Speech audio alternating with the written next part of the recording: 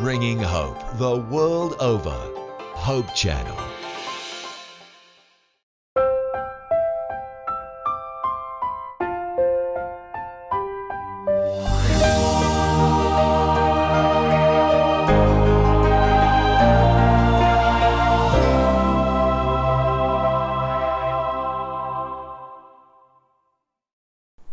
Purihin ang Diyos sa araw na ito na tayo po'y muli nagkasama-sama dito sa programang Ang Oras ng Pag-aaral. Ako pong muli ang inyong lingkod, Pastor Ben Casimiro, at sa ating pong pag-aaral ng salita ng Diyos, muli po'y makakasama natin ang Direktor ng Komunikasyon ng North Philippine Union Conference. Wala pong iba kundi si Pastor Jose Orbe Jr. Welcome, Pastor.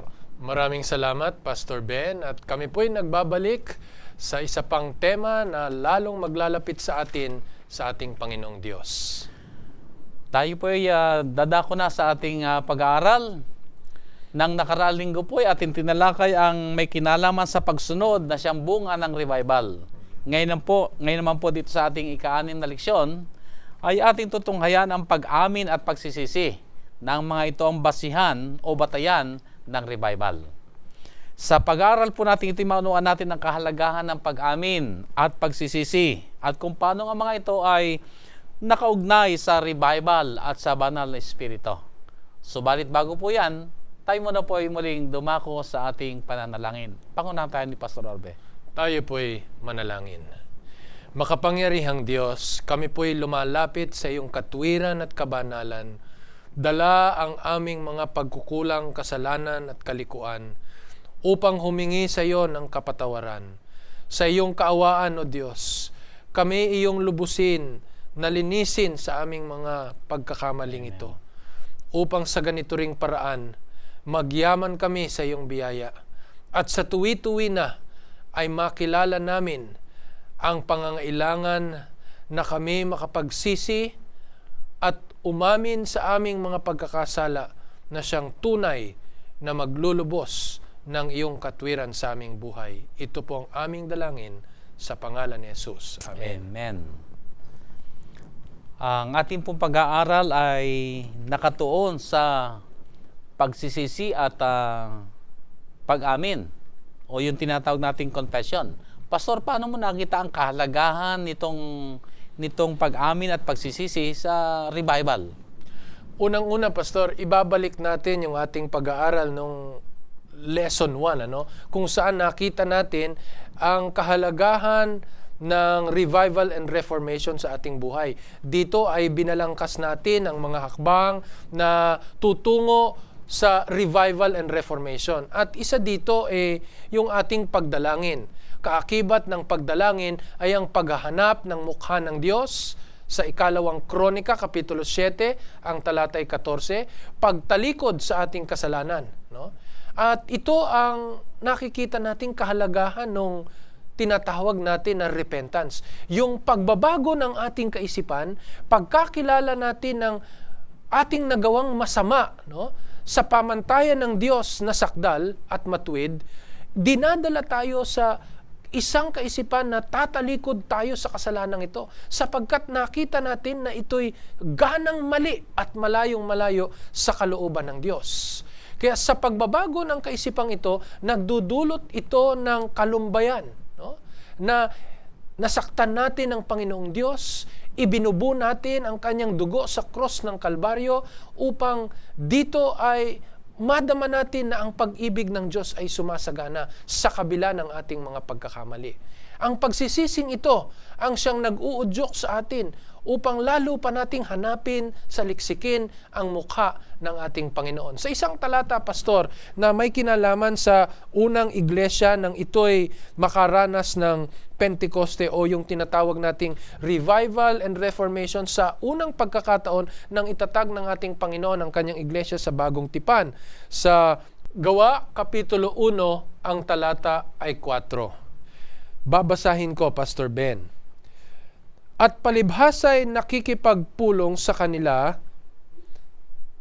ay ipinag-utos niya sa kanila na huwag silang magsialis sa Jerusalem, kundi hintayin ang pangako ng Ama.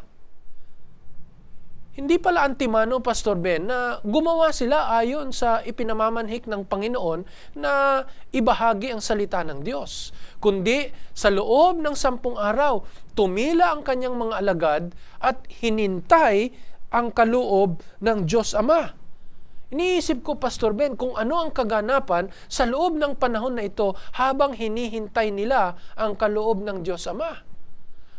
Maliwanag na sa loob ng panahong ito ay nagpahayagan sila ng kanilang mga damdamin, ng kanilang mga sariling kakulangan. At dito'y nagkaroon ng pagsisiyasat ng sariling kalooban, ng sariling kaisipan na maaring humadlang upang igawad ng lubusan ang banal na Espiritu, ang kaloob ng Diyos Ama, ang pangako ng ating Panginoong Hesus. Sa madaling sabi, hindi magaganap ang revival kung wala mo na itong pagsisisi at pag-amin.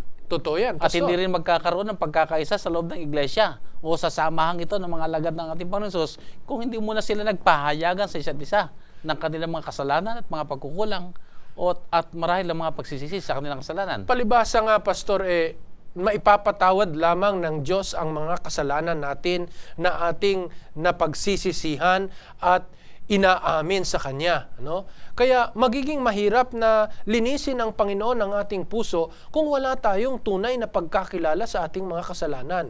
Pagka hindi nalinis itong ating mga puso, walang naging pagbabago sa ating kaisipan, at hindi tayo dinalisay ng Panginoon ng Kanyang pagpapatawad, mahirap na igawad ng Diyos. Mahirap na daluyan tayo ng sinasabi nating pagbabalik sigla, pagbabalik diwa, at pagbabagong buhay sa revival at reformasyon.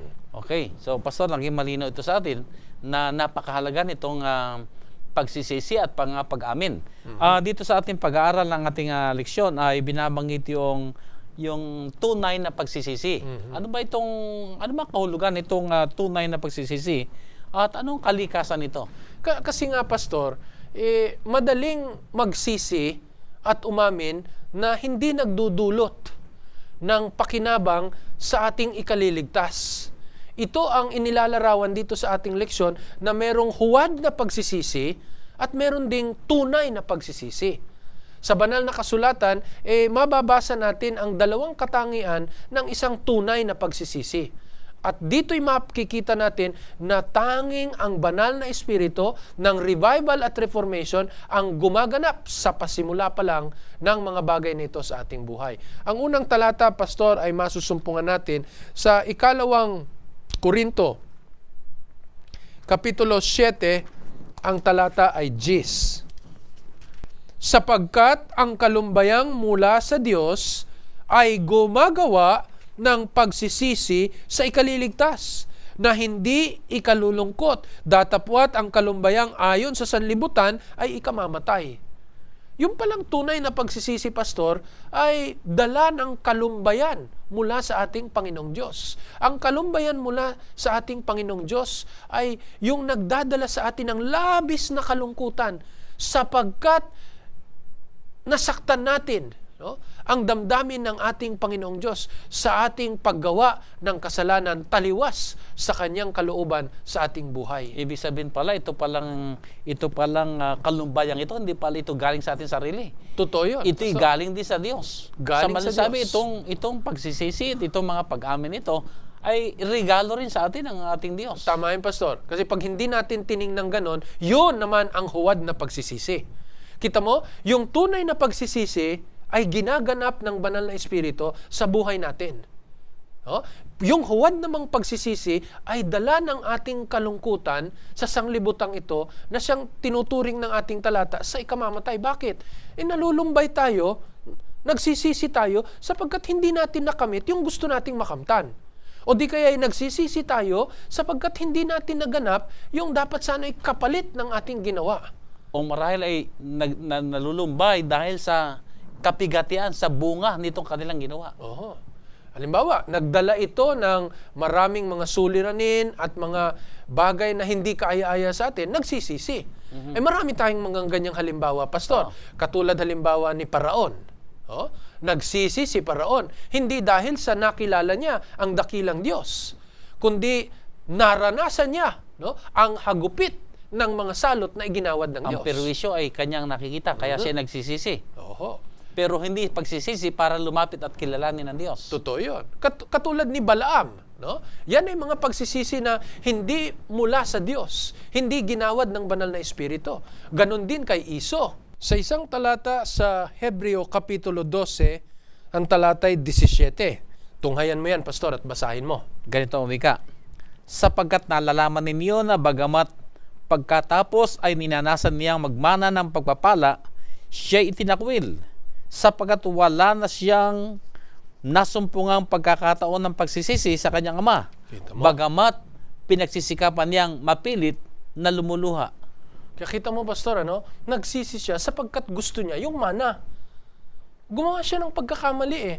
At dahil sa pagkakamaling ito, nawala yung mana, Pastor. At kaya niya nagkaroon ng pagsisisi sa kanya sapagkat gusto niyang makamtan yung mana. Merong mga taong nagsisisi hindi dahil sa nakita nila ang katwiran ng Diyos, yung kalumbayan mula sa Diyos, kundi kalumbayan na hindi nila nakamtan yung nais nila. Ibig sabihin ay nagsisisi dahil nawalan siya. Pero hindi sapagkat nakilala niyang mali ang kanyang ginawa. Tama yan. Yan ang huwad na pagsisisi, Pastor. Diba? At kung minsan ito yung nagiging karanasan ng maraming mga tao na nagsisisi kasi nahuli.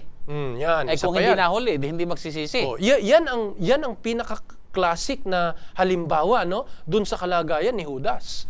Si Judas, nakita niya later on, no, na nagkaroon siya ng pagkakamali. Gumawa siya ng mali laban sa ating Panginoong Hesus. Pero hindi dahil sa nakita niyang pagkakamali ayon sa katwiran ng Diyos, kundi pagkakamali sapagkat hindi naganap yung inaasahan niya na dapat sana'y maganap, na sana'y itatanghal ng Panginoong Hesus ang kanyang kaharian, ay hindi naganap yun.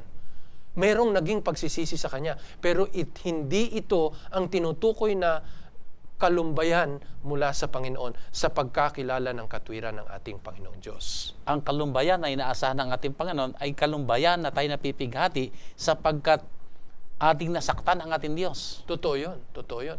Siguro, Pastor, ang pinakamabilis na paraan para larawan natin sa ating mga manonood itong kapighatian na ito, itong kalumbayan na mula sa Diyos, yung maging sa ating mahal sa buhay, pagka tayo nakakagawa ng isang bagay sa ating mahal sa buhay na hindi natin ninanais tapos wala na tayong ibang magawa, no, upang maibalik, no, labis tayong nalulungkot, nalulumbay, bakit nagkaganon, hindi ko dapat ginawa yun, nasaktan ko siya.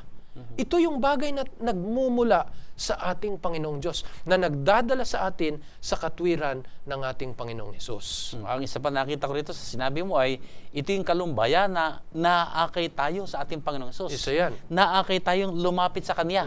Pero pag ang pagkalumbay ay dahil lamang sa ibang mga bagay, ay hindi ito ang tunay na pagsisisi na binabanggit ng banal na kasulatan. Totoo yun. Kaya, Pastor, makikita mo na naman doon yung pangalawa, no, na huwad na pagsisisi, yung tunay na pagsisisi, nagkakaroon ng pag-asa sa katwiran ng Diyos.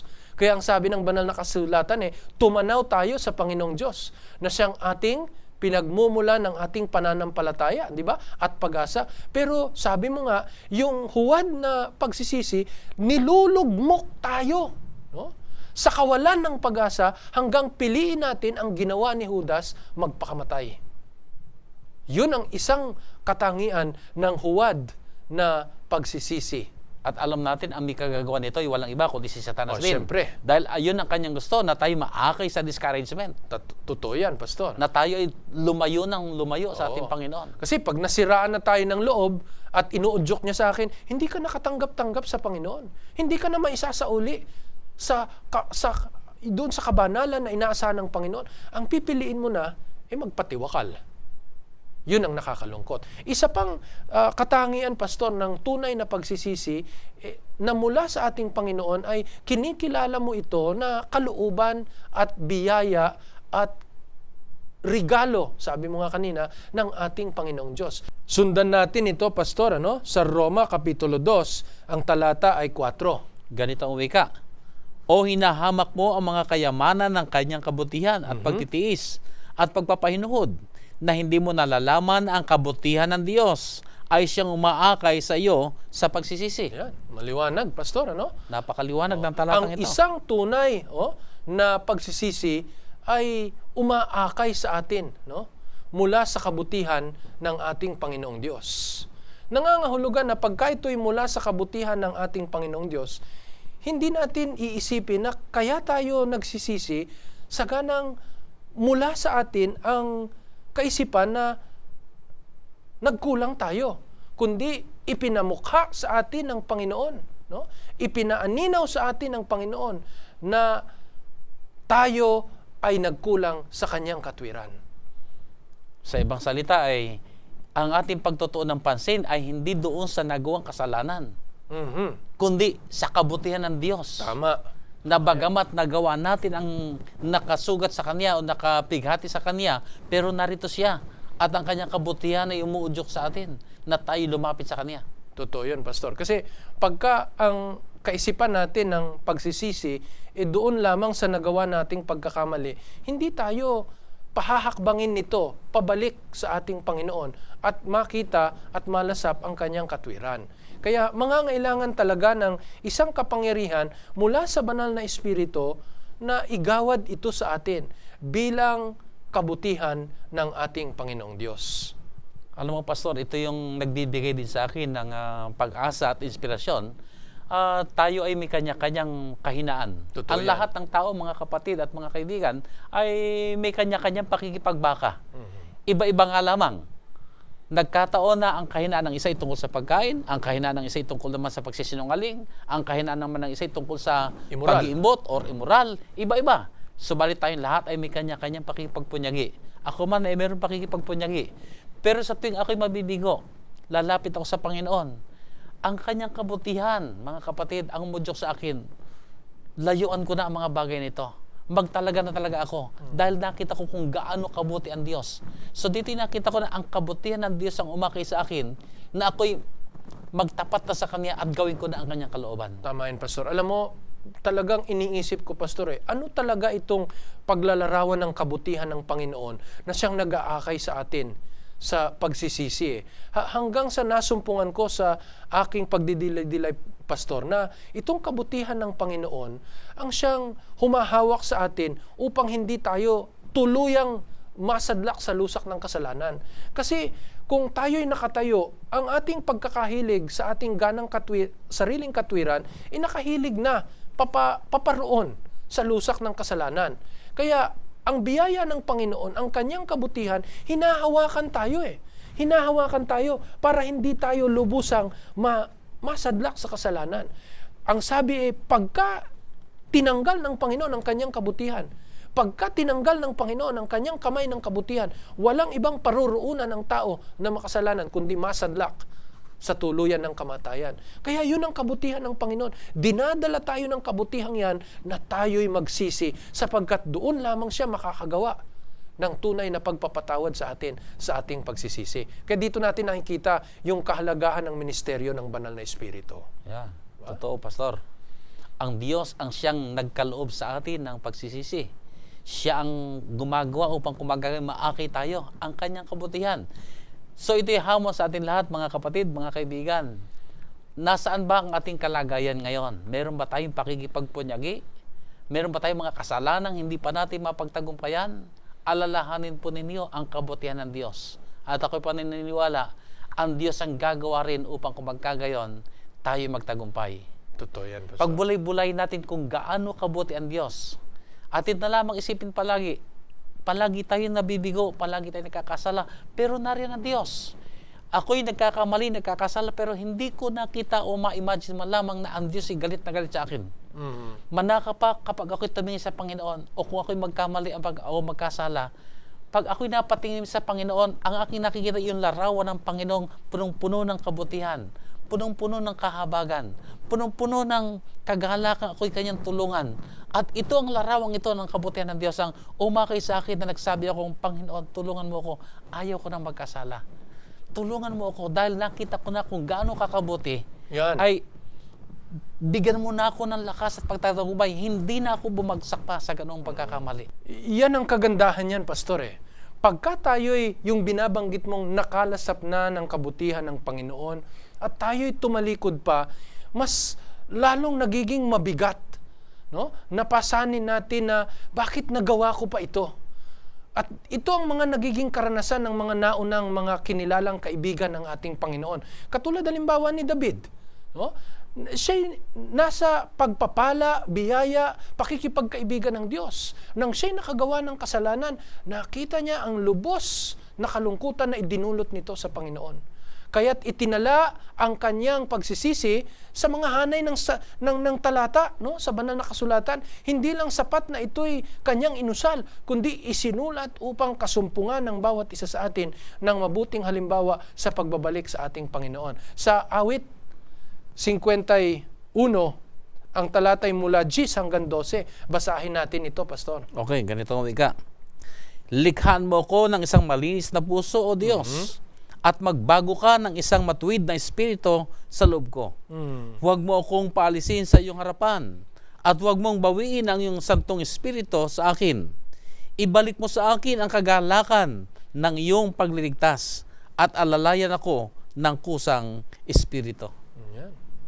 Yan ang mga pagsisisi, ano, na inudyok ng banal na espiritu na minsay nakakilala ng kabutihan ng Panginoon at ibinabalik tayo muli sa katwiran ng ating Panginoon. At dito'y makikita natin, Pastor, yung nalulungkot tayo na napighati natin ng banal na espiritu. At nalulungkot tayo na maaaring ang espiritu umalis. Kaya nandoon yung ating paglapit talaga sa Diyos na patawarin tayo. At hayaan na ang Diyos ang siyang patuloy na manahan sa atin. Tama yun, tama yun. Bagamat gusto po nating maliwanagan ng ating mga tagapakinig na ang banal na espiritu kailanman ay parating naririyan na umaakay sa atin pabalik sa Kanya, no? Mayroon lamang mga nagiging kaisipan kung minsan dulot na rin ng ating kaisipang pakikitungo sa ating kapwa na pagka hindi tayo gumagawa ng kalooban niya o hindi natin sinusunod yung kalooban niya, baka hindi iwanan tayo ng banal na espiritu. Oo. Pero ang katotohanan niyan, Pastor, hindi tayo iwanan ng banal na espiritu. Hanggat tayo may buhay, ang banal na espiritu tuloy-tuloy na makikipagpunyagi sa atin. Tama yun, tama yun. Kaya mahalaga na hindi tayo masadlak doon sa naging karanasan ni Saul na talagang nilisan siya ng banal na espiritu. Hindi dahil sa hindi siya mahal ng Panginoon, hindi dahil sa iniwan siya ng banal na espiritu, kundi pinili niya na wala nang maging pag-akay sa katwiran ng banal na Panginoon sa kanyang buhay.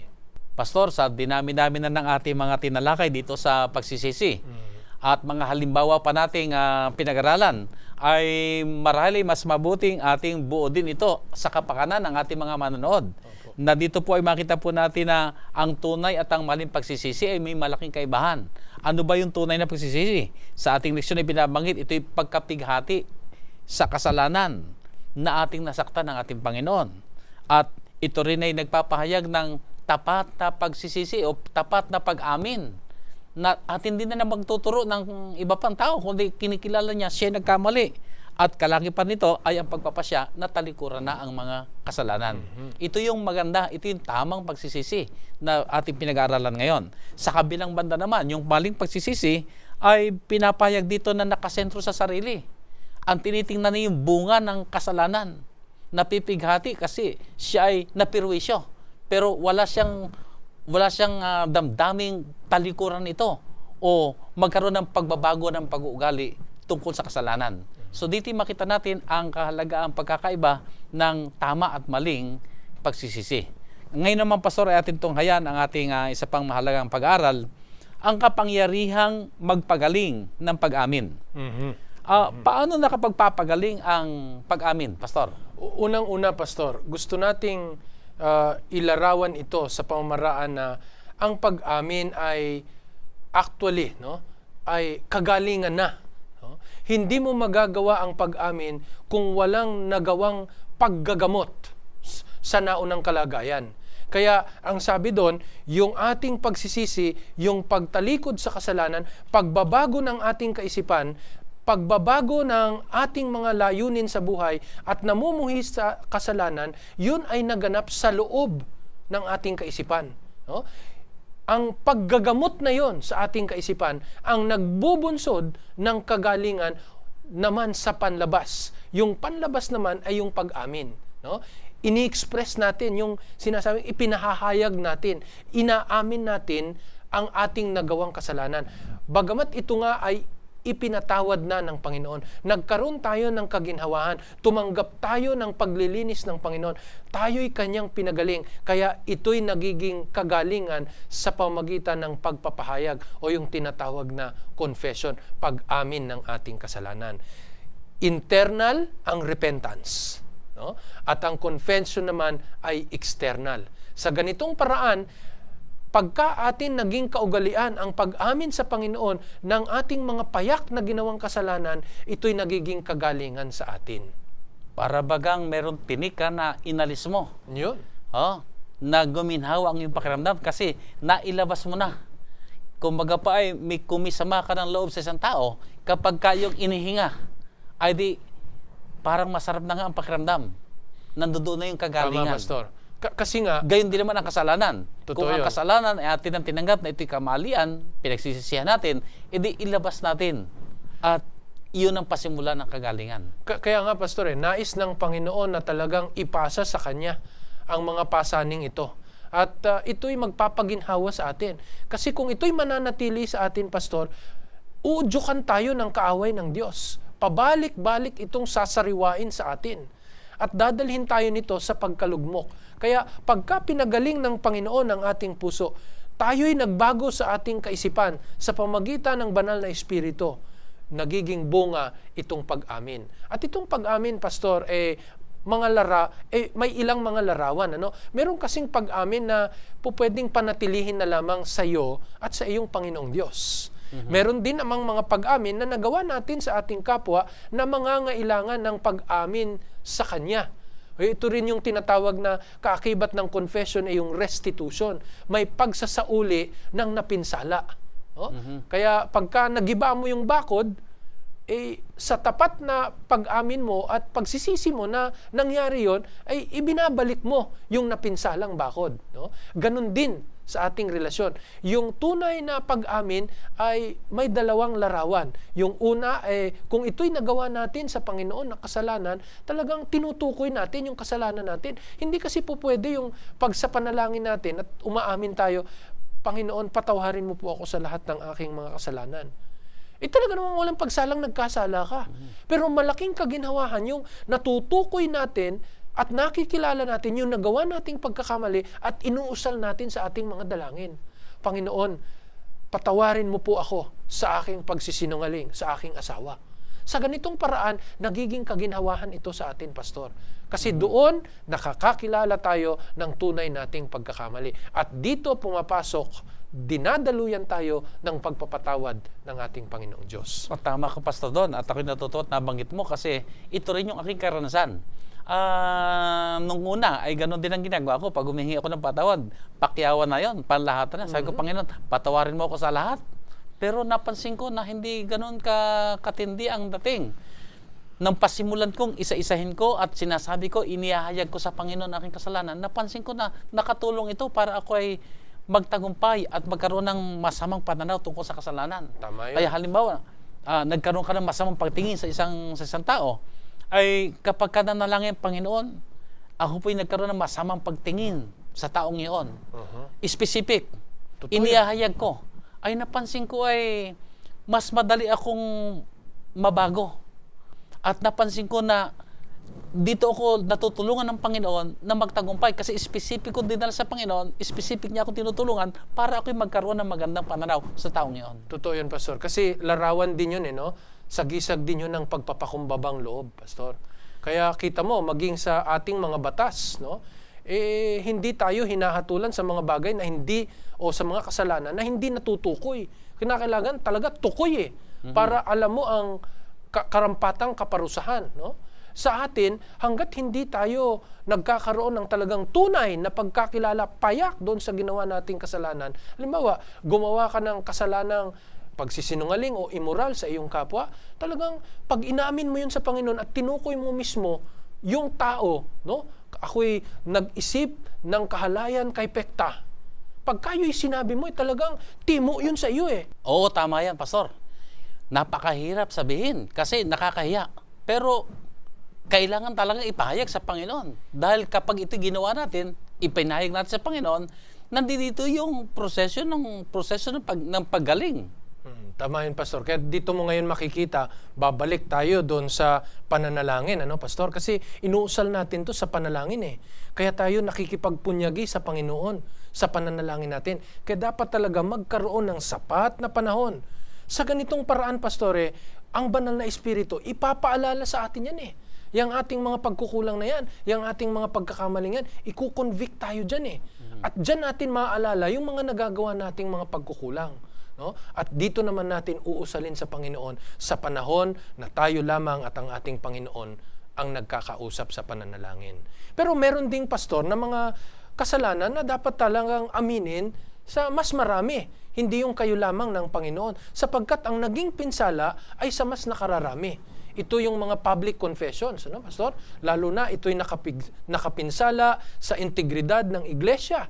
Ito'y dapat talagang gawin natin ng may pagpapakumbaba, kaayusan, pagpapahinuhod, puno ng pag-ibig, na mga pag-aamin na magdadala pa sa atin sa mas lalong kapanapanabik na relasyon sa Panginoon sapagkat hindi tayo nilalayuan o iniiwan ng ating Panginoong Diyos. Pakinggan mo, Pastor, ang isang talata sa Santiago, Kapitulo 5, at ang talata ay 15 hanggang 16.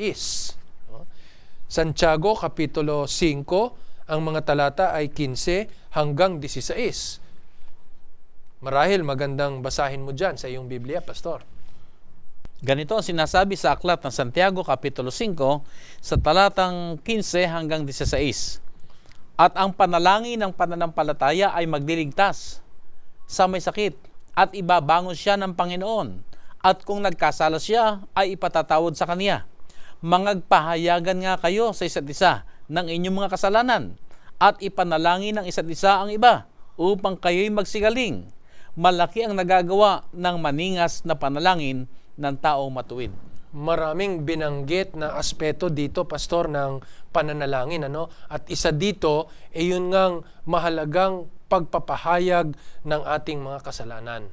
Ulitin ko po, para po sa ating mga taga-subaybay, hindi nangangailangan ng isang pampublikong pag-amin. Lalong-lalo na kung ito ay sa iyo at sa Panginoon. Baka ito'y makagawa pa ng mas malaking pinsala na hindi mo inaakala. Pero kung ito ay nakapinsala sa mas nakararami at ito'y hayag na kasalanan, makabubuti para sa marami ang makabatid ng pagpapahayag o pag-amin ng isang pagkakasala nang sa ganon ay maging pagpapala ito at maitayong nananatili ang katwiran ng ating Panginoong Diyos. At doon magkakaroon ng kagalingan. Totoo yun, Pastor. Ito'y maselang bahagi na dapat talagang gampanan ng may pananalangin. Hindi yung sa silakbulang ng damdamin mo ay ipapahayag mo sa madla. Hindi po pwede. Dapat ay maging maingat tayo sa ganitong mga bagay. Dahil ayaw nating gumawa, ang isang problema ay ayaw nating magbunga pa ng mas malaki pang problema. Totoo. Dahilan sa pagpapahayag na hindi na sana dapat. So ito mga kapatid ay bagamat ang pagpapahayag o confession ay mabuting ating gawin. Subalit tingnan din natin, ito ba ay kinakailangan sabihin ko sa publiko o kinakailangan kundi sa akin na lamang Panginoon ipapahayag ang aking mga kasalanan? Kung ito'y gagawa pa ng mas malaking problema at ito'y wala namang kinalaman sa ibang mga tao, ay gawin na lamang natin ang pagpapahayag sa Diyos. Diretso na natin sabihin sa Kanya. At ito'y makakabuti sa bawat isa sa atin. Pastor, wag din siguro nating kaliligtaan na sa tunay na pag-amin, sa tunay na pagsisisi, at meron tayong nagawa sa ating kapwa na pagkakamali. Meron din dapat, kung posible, yung restitution na tinatawag. Isinasauli natin yung naging kapinsalaan sa ating kapwa bilang pagpapahayag ng tunay nating pagsisisi. Maraming mga halimbawa nito sa banal na kasulatan. At ang pinakamarahil tanyag yung kalagayan ni Sakeo, Pastor. Pagkatapos na napinsala niya ang maraming mga tao sa kanyang pagkuha ng labis na salapi kaysa sa kinakailangan nang siya'y datnan ng ating Panginoon at siya'y nagsisi at siya'y isinauli ng Panginoon sa kabanalan at katwiran. Nakita ni Sakeo na nararapat lamang na isauli niya o ibalik niya ang kanyang nagawang pagkakamali sa kanyang kapwa. Kung ito'y posible, Pastor, marapat lang na gawin ng isang tunay na nagsisisi. Kanya nga lang kasi may pagkakataon, Pastor, na buhay ang napinsala, ay pagka yung ipatay na, hindi mo naman maisasauli. No? Dito sa kalagayang ito, talagang ilalagay at ilalatag natin sa kamay ng ating Panginoong Diyos. Paano naman, Pastor, kung ang guilt ay atin ng naihingi ng tawad at atin ng amin sa ating Diyos, pero nagpapabalik-balik pa rin sa atin? Paano itong ganitong mga sitwasyon? Alam mo, Pastor, maganda pong katanungan yan kasi talagang nararanasan yan, kadalasan sa ating buhay. Ang sabi po sa ating leksyon ay gawa at kinatutuwaan ng dyablo na isumbat sa atin maya't maya yaong mga kasalanan na bagamat nagawa natin ay inilapit na natin sa ating Panginoong Diyos. Tandaan natin, sa banal na kasulatan, tinutukoy ang kaaway na accuser. Di ba? Kaya maya't maya talagang uulit-ulitin ng kaawayan. Ang sabi sa atin ay manghahawak tayong matibay sa kapanatagan ng kalooban na pagka ang Diyos ay nagpatawad, ay kanyang tinatanggal ang kasalanang ito. Nga lang kasi may mga pagkakataon din na tayo mismo ay nangangailangan ng mas malapit pang relasyon sa ating Panginoon para makilala natin na pagka ang Diyos ay nagpatawad, nagpatawad siya. So, ating panghawakan ang salita ng Panginoon. Kapag ito'y atin ipinahayag sa Panginoon, panghawakan natin at ay pinatawad. Tama at yan, huwag na Pastor. nating isipin pa o pakiramdaman pa kung ito nga ba ay napatawad o hindi. Kaya marahil nagpapabalik-balik dahil meron tayong kaisipang baka hindi pa napatawad. Tama yun. At pag-aalinlangan yan, Pastor, sa kapangyarihan ng Diyos na magpatawad. Yan ang gusto ng kaaway. At yan ang nais natin na mawala na sa atin. Manghawak na lamang tayo. Pag tayo humingi ng patawad, i-claim natin ang biyaya ng Panginoon ay sapat na tayo hinugasan na. Magkaroon tayo ng assurance, katiyakan. Ang aking kasalanan ay kanya ng pinatawad at ang lahat ay atin ang kalimutan. Dito ko nakita, Pastor, ang kahalagahan nitong pagsisisi at pag-amin. Pagka ito'y hindi natin naganap at ito'y alam sa ating kalagitnaan, umiiral ito sa ating kalagitnaan, magiging mahirap ang Panginoon na magbuklod sa atin at tayo'y pasaganahin sa kanyang gawain upang sumulong ang nagtatapos na gawain ng Panginoon. Magiging mahirap yan hanggang hindi natin pagkakaloob ng tuluyan sa ating Panginoon ang ating mga puso sa pagsisisi. Sa kawakasan, Pastor, nais kong basahin ang talata na kapahayagan ng gawain ng Panginoong Diyos sa ating mga buhay upang tayo iligtas. Nais kong makita nating lahat kasama ng ating mga taga-subaybay na ang gawain ng pagsisisi, bagamat gawain ng Panginoon sa ating mga buhay. At sa ating pagtugon ay dinadala tayo sa kadalisayan, sa pagpapatawad, sa pagsasauli sa buhay ng ating Panginoong Diyos, sa paglakad sa katwiran.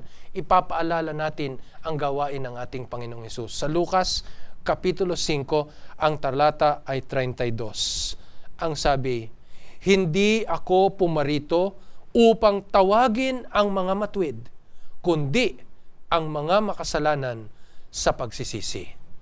Sa lundo ng gawain ng ating Panginoon. Sa lundo ng kanyang pagpunta sa lupaing ito. Sa lundo ng kanyang pagliligtas, naroroon na ninanais ng Panginoon ang bawat isa sa atin ay magsisi, Pastor. Maraming salamat. Naunawa ng ating Diyos na tayo mga makasalanan, na tayo ay maaaring makagawa ng mga pagkakamali at mga kasalanang nakakapigati sa Kanya. Subalit narito ang ating Diyos na tayo Kanyang inaanyayahan, na tayo ay lumapit sa Kanya, na ating pagsisihan ng ating kasalanan, na ating ihayag ang ating mga kasalanan sapagkat siya tapat na handang magpatawad at magbigay sa atin ng bagong pasimula sa ating Kristiyanong pamumuhay. Maraming salamat po mga kaibigan na kayo po ay muling sumubaybay sa programang ito ng Oras ng Pag-aaral. Sa ating pong pagtatapos ngayon ay minsan pang inanyayahan namin kayo na tayo po isama-samang manalangin. O dakila at mahabagin namin Diyos na nasa langit, maraming salamat po na ibinigay sa amin ang panibagong panahon na kung saan amin pong napag-aralan ang inyong banal na salita.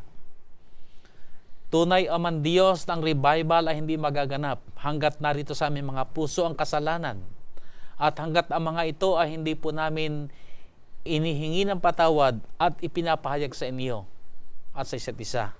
O banal na Diyos, kami po'y muling lumalapit sa inyo at inanyayahan namin ang tuloy-tuloy na paggawa ng banal na Espiritu sa aming mga puso.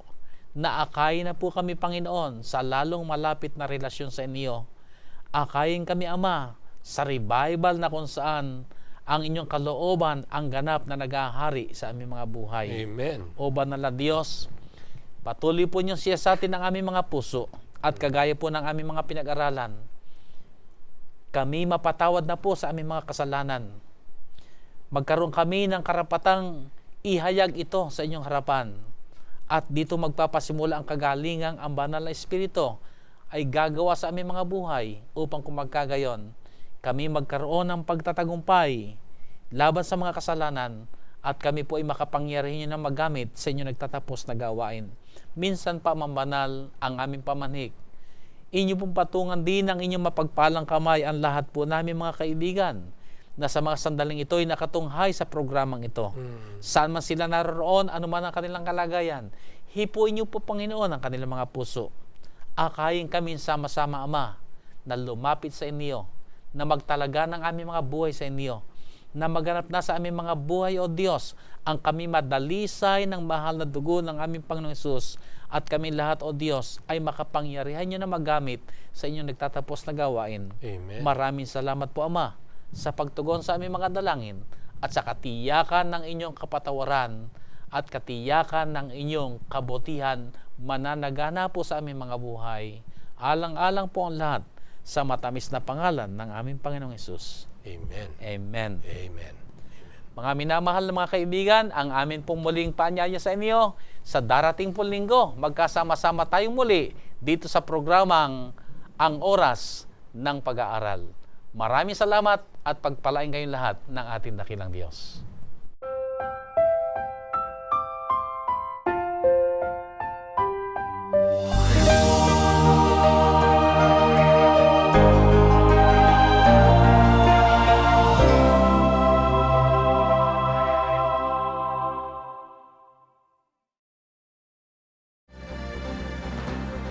Presenting the best news in the world. You're watching the Hope Channel. Hope Channel viewers are loyal, encouraging friends and neighbors to watch. Why? Our viewers believe that Hope Channel not only enhances living, but changes lives through its compelling lineup of programs. Documentaries take subscribers around the world and back through time, visiting places where history was made. Fascinating biographies open up the lives and times of people who made a difference. Travel programs transport the viewer around the world, demonstrating how people work together to make a better planet. Inspirational programming challenges viewers to experience the joy of discovering faith values and offer spirituality as an important part of a balanced lifestyle. Health and lifestyle programs teach disease prevention and make healthy living simple and attractive. Hope Channel programs provide invaluable support for developing healthy relationships and strong communities. Welcome to donor-supported Hope Channel. You are cordially invited. Every Saturday, Seventh Adventists around the world meet together to worship God, and we invite you to join us in Sabbath worship.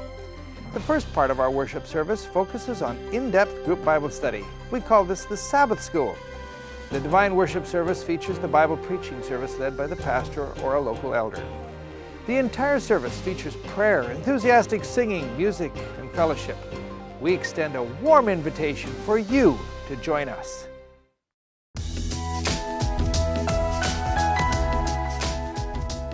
With the high rate of divorce today, many young adults who are dating are wondering if it's worth it to be married. Is it possible to be happy in marriage? Well, one of the challenges of marriage is that oftentimes people are either too negative or too idealistic about their relationship. Marriage can be great, but because no one is perfect, there are no perfect marriages. So couples need to learn that there will be bumpy times as well as great times. And because of that, they need to realize that people will make mistakes. And so you need to learn to be forgiving, understanding, and realize that there's no perfect marriage because there are no perfect people. But if you are aware of that fact and you know that marriage is difficult, then you can prepare yourself and respond in a way that's constructive and that can build your marriage.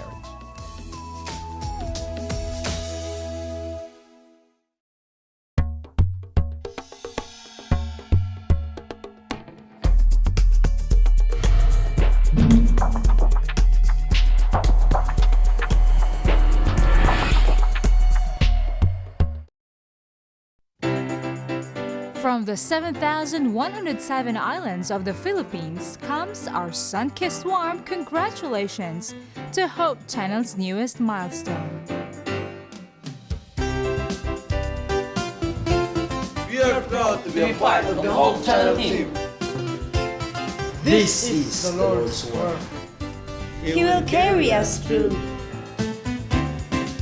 And Team Philippines is with you all the way. To the worldwide ministry of the Hope Channel, Mabuhay!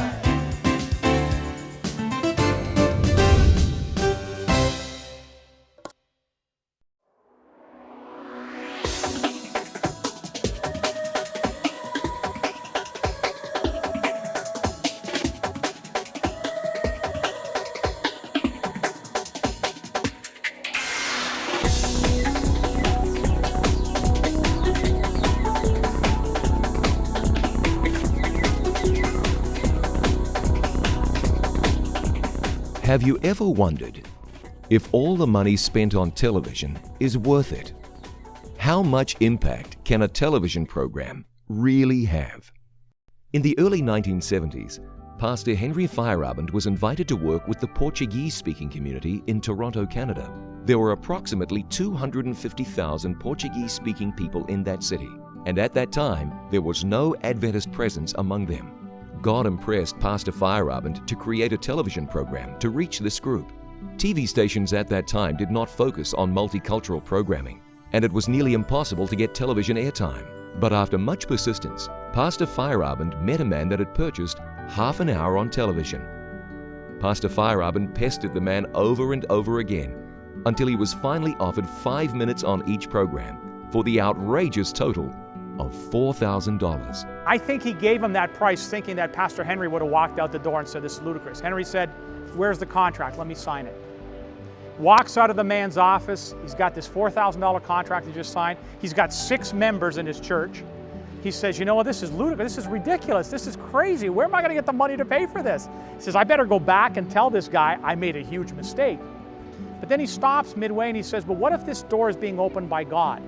Anyway, he decides to head back to this little Ukrainian church that this Portuguese group was renting a room there.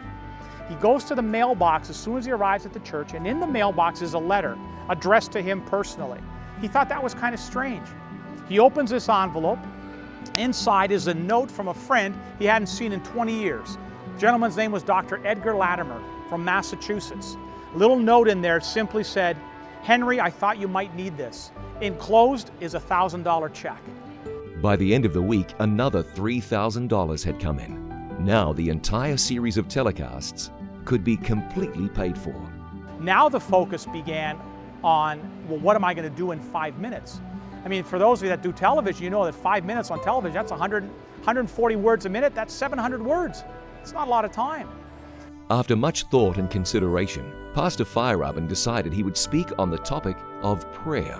Those first 5 minutes were live, and in the 700 words he spoke, he said, "Some people tell me God is dead, but I know He is alive because I just spoke to Him." That resonated with his audience. The program comes to an end. Pastor Henry says, if you're watching this program and you'd like to receive a Portuguese Bible, call the number that appears on the screen right now. And after that telecast, we got 28 requests for Bible studies. Among the 28 callers, there was a very special couple. Well, that couple was my mom and my dad. My mother and father watched that very first program that Pastor Henry put on the air. My mom and dad called for the Bible. My mom and dad accepted the offer to study the Bible. And as a result, 16 people in my family are members of the Seventh-day Adventist Church today. So, are television programs worth all the effort and investment? The answer for this family is clearly yes. Imagine if Pastor Feyerabend did not listen to God's instruction to record a television program. What if the generous donors never sent in the money? This whole story would have been very different. Pastor Bill Santos' family still watch the It Is Written programs. And they watch and they see that their son is now the speaker on that program. You see, because I also speak on the Portuguese program. And so, you know, we have a tremendous opportunity with media and what the Hope Channel does and what the various television ministries do.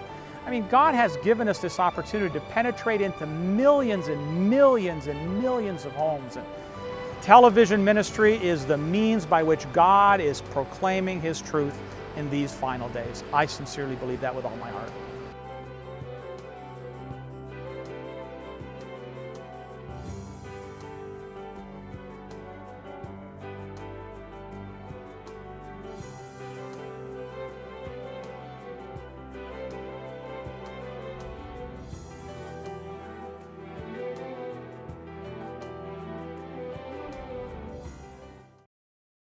Be in too. Join the Hands of Hope Ministry, a visionary group of Christians rapidly spreading the gospel to all the world, every minute of every day.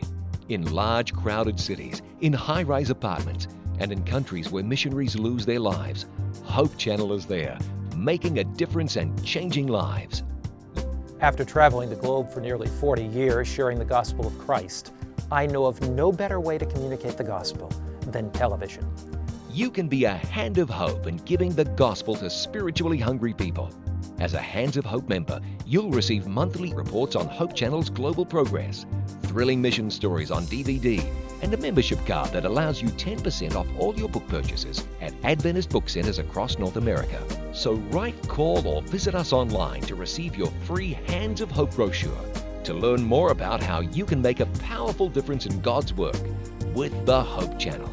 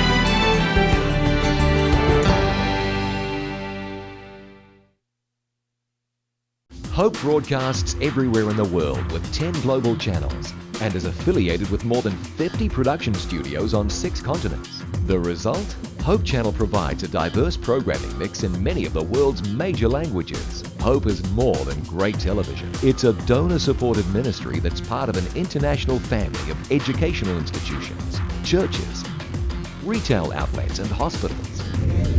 Welcome to Hope Channel. Every project, every shooting, every dream that comes true comes with a price, hard work. But with every production, every script, every realized dream comes a renewed heart and life. For every broadcast, every sermon, every song, there is an opportunity to reach hearts. All of these are part of the great mission of life. To plant hope. There are multitudes of people around the world, and God wants to speak to everyone individually, to touch their hearts as if there is no other one. Sometimes this is done through a computer with the living Word. Sometimes a simple pamphlet with the Word. At other times, TV, radio, sometimes the Word through a man, but always a heart in need of love. In Peru, a preacher called out to a man from among the congregation. It was a special live broadcast. Amazingly, it was a man hired to operate one of the cameras on this TV production. We needed his services, but God wanted his heart. A cameraman who had made no commitment to the Lord, but the power of the word penetrated his heart and mind, and he accepted Jesus. Guillermo, deja tu cámara ahí donde estás. Hoy es una noche de gloria para ti. Guillermo left his post at the camera and came to the front of the church. Te bautizo en el nombre del Padre, del Hijo y del Espíritu Santo. Amén. Guillermo Eduardo abandoned his secular life and was born to a new era. Guillermo, in his media production, was only building the ark, but now this ark became his avenue of salvation. Just as Christ revealed himself in the Jordan as the Son of God, so it was that he revealed himself in the life of Guillermo. God desires to plant his seeds of hope in homes and in churches through the use of satellite media. And Jesus says, "What I tell you in the dark, speak in the daylight. What is whispered in your ear, proclaim from the roofs." This message of hope encourages us to shout from the rooftops through satellite dishes and antennas that Jesus is our hope for salvation.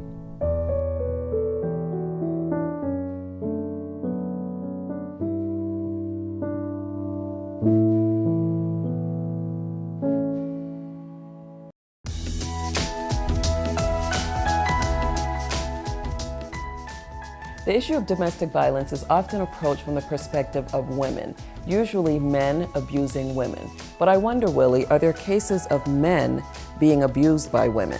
Indeed, about 25% of the reported cases of abuse, it's of men being abused by women. Of course, the larger portion is women being abused, 75%. And every time it happens, it's a serious matter. We need to take it seriously. If people tell us they're being abused, we need to believe them. Absolutely. Whether it's a man or a woman, we need to get them help immediately. Let them understand that it's not God's will for anyone to be abused. We can direct them to a local center or the domestic violence hotline of your area or national or international centers. Please get help if you feel that you are a victim of domestic violence.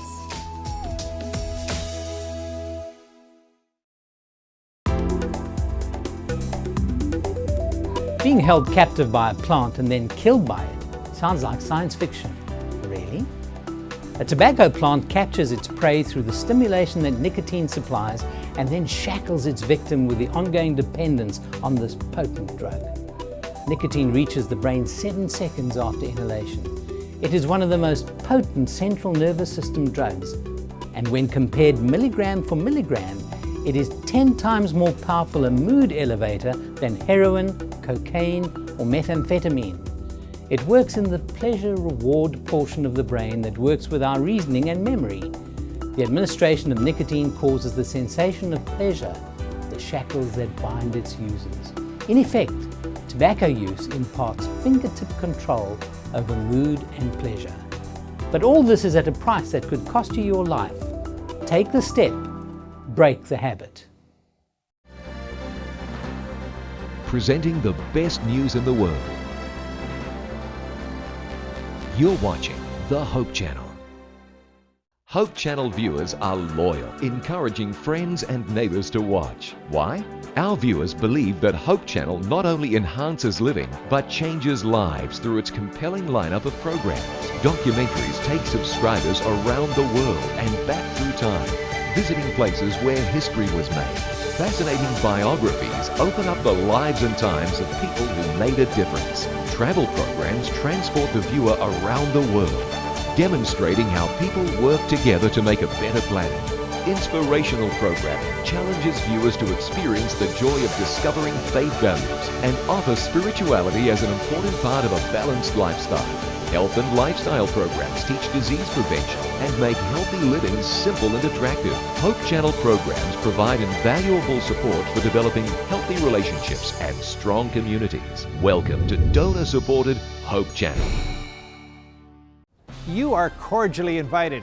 Every Saturday, Seventh-day Adventists around the world meet together to worship God, and we invite you to join us in Sabbath worship. The first part of our worship service focuses on in-depth group Bible study. We call this the Sabbath School. The Divine Worship service features the Bible preaching service led by the pastor or a local elder. The entire service features prayer, enthusiastic singing, music, and fellowship. We extend a warm invitation for you to join us.